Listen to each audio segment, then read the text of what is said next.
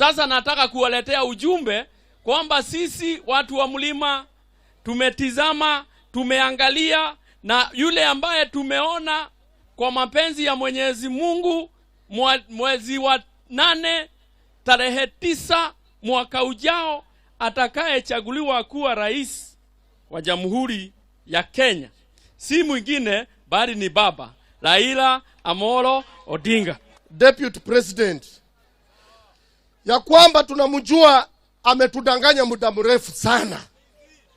Tangu aingie kazi yake ni kutudanganya.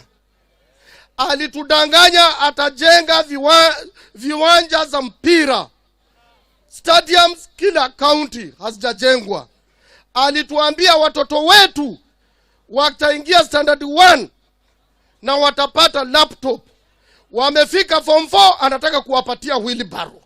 Niko radhi kuitwa ni project ya watu wa Mombasa 100%. Na kama ni project ya wanasiasa, mimi niko radhi kuitwa ni project ya Raila Amolo Odinga.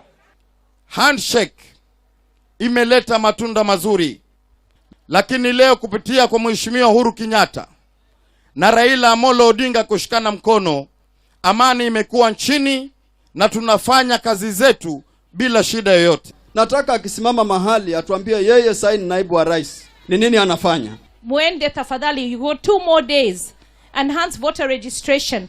Uwezi kusema utapiga kura kama hujachukua voter card.